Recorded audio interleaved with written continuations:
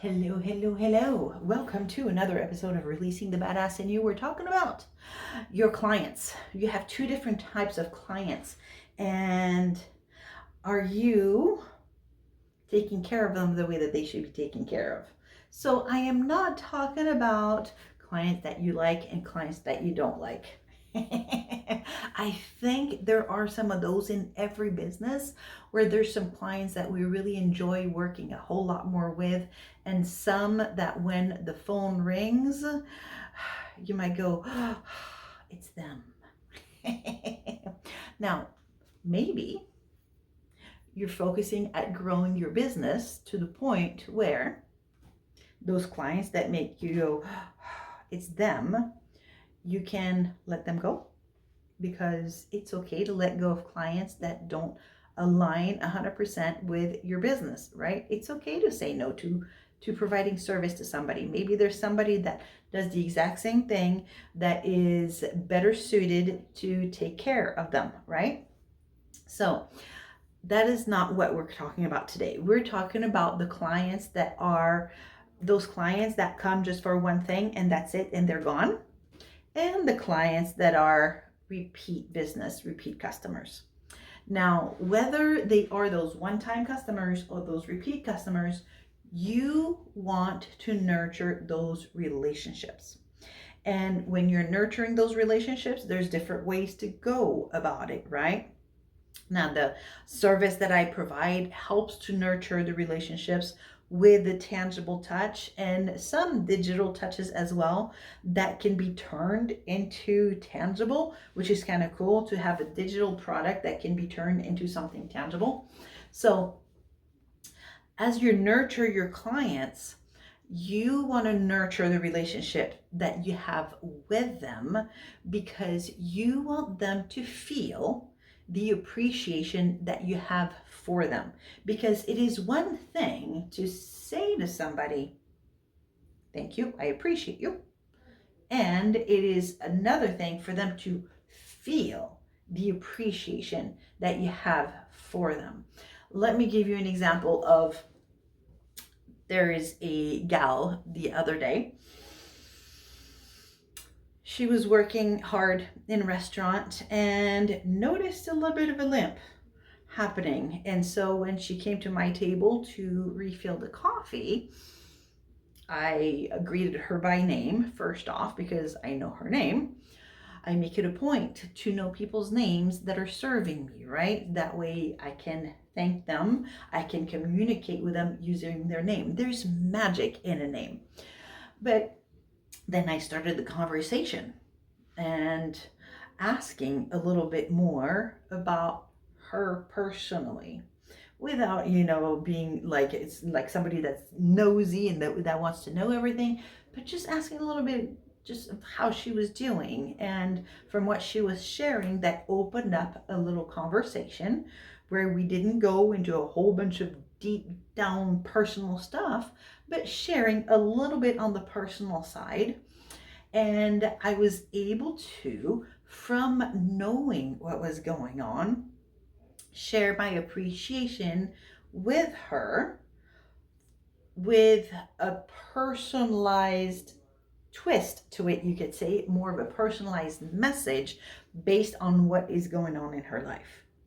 So that is one way, right? There are different ways, but that is one way of making sure that people feel the appreciation that you have for them, by listening, by asking questions and appreciating them and being specific on the what you are appreciating them for.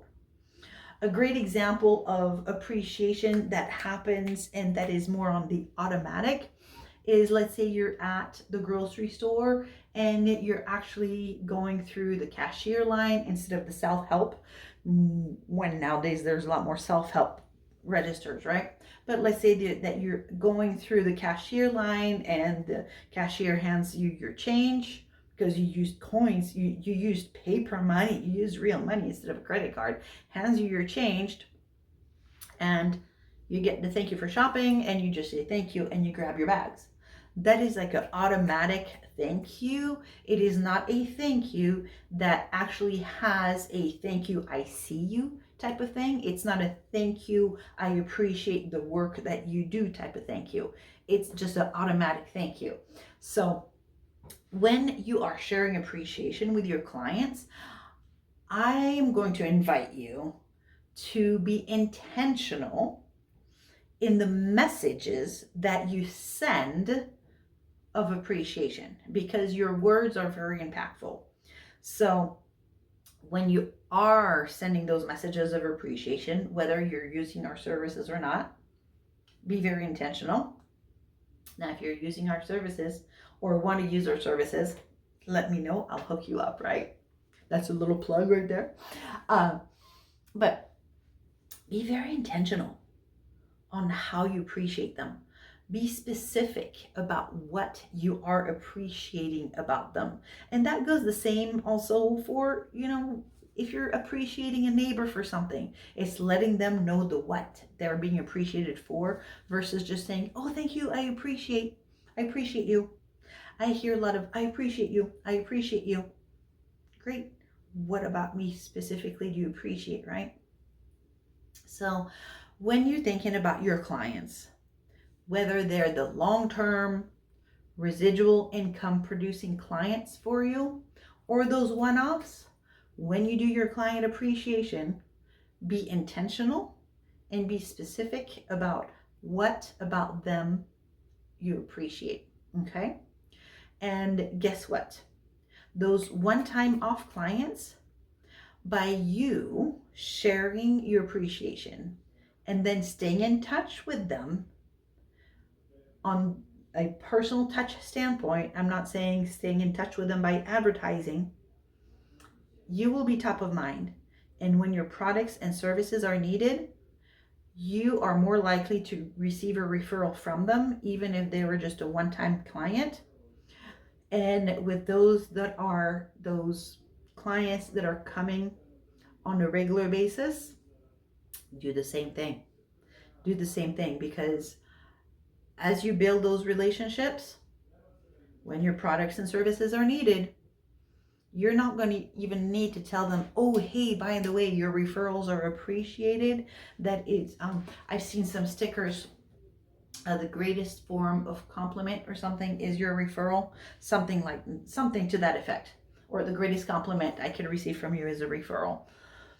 Where I've received letters that have those stickers. I've received little note cards with that written on the card. Well, guess what? If you are top of mind, if you have that relationship with your clients, you don't even need to say, can you give me your referral? Right? It's going to be more of the other way around and it's happened. Is it okay if I give you a referral? I've gotten that phone call.